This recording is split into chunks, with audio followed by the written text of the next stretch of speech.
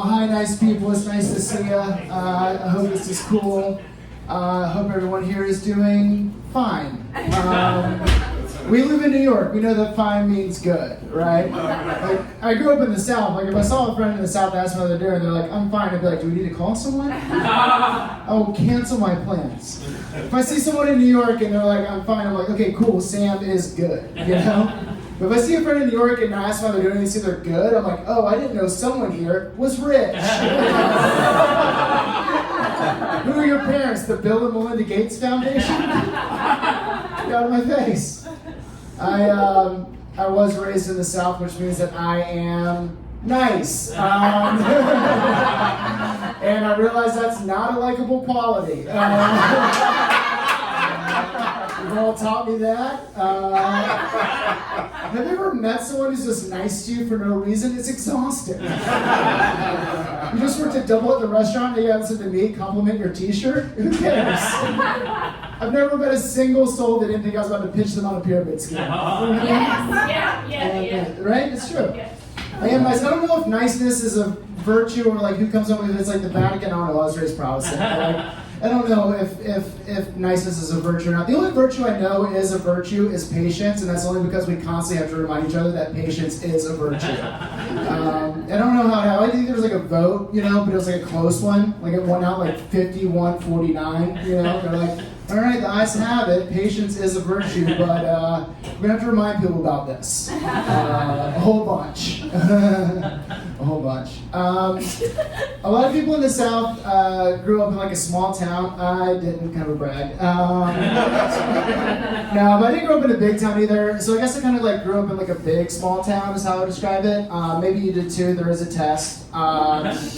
It's big enough that there's more than one movie theater, but small enough that when they opened a Chipotle, people lost their minds. It was on the news. It was on the news. One of my favorite things to do in the big small town that I grew up in was go to the neighborhood pool. And I say the neighborhood pool, it was really just a pool in a neighborhood.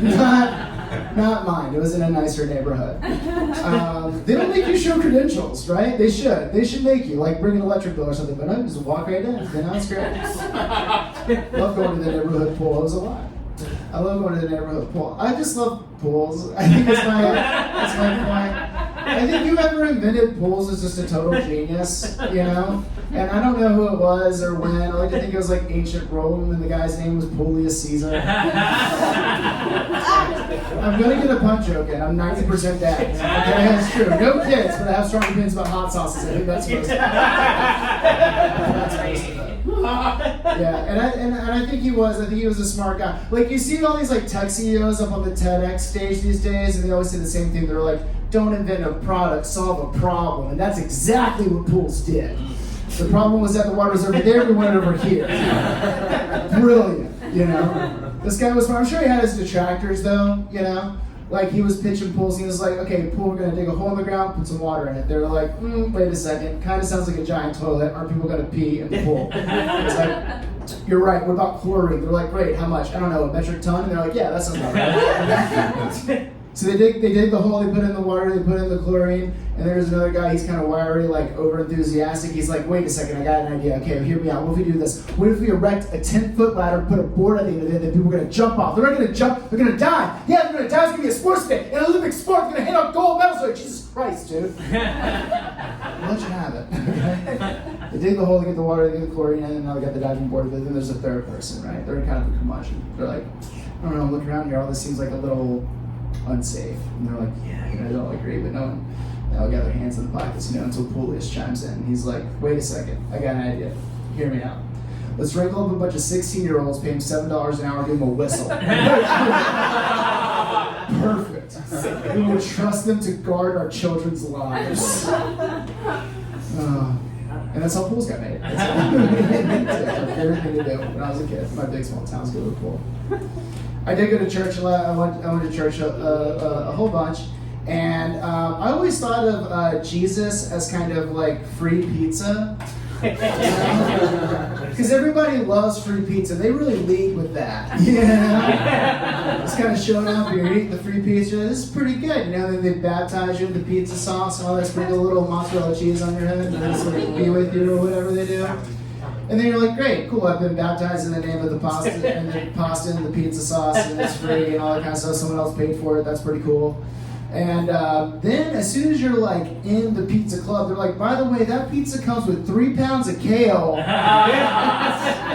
And you're going to have to eat that kale too. You know? It's all in there. If you just kept turning those pages a little bit more, you would have seen the kale. It's like, but we tricked you, you know?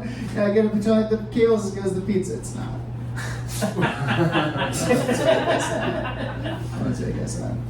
I grew up with a single mom.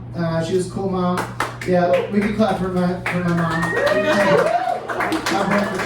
She's a real sweet lady. I won't tell you some of the things I've heard her say because, okay, anyway.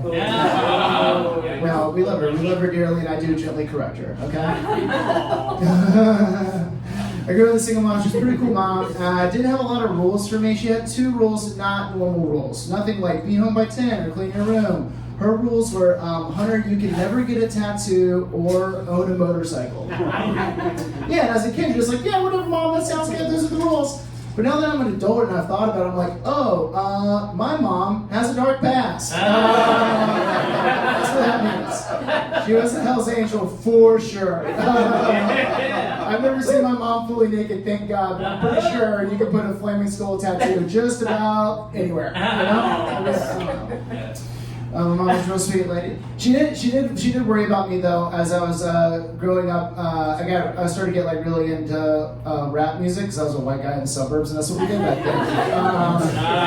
I started getting really into rap music, and she was afraid that it was going to like affect my attitude, and she was right. Yeah, we get into a fight, and she'd be like, "Hunter, go clean your room." I'd be like, "Shut up, Moms! I don't give a what about my room. I don't give a whoop whoop. I don't give a cheat cheat. I don't give a art art." It was censored rap. On the radio. Mom wasn't going to buy the CD. You guys are so nice. Thank you much. I'm Hunter Gardner.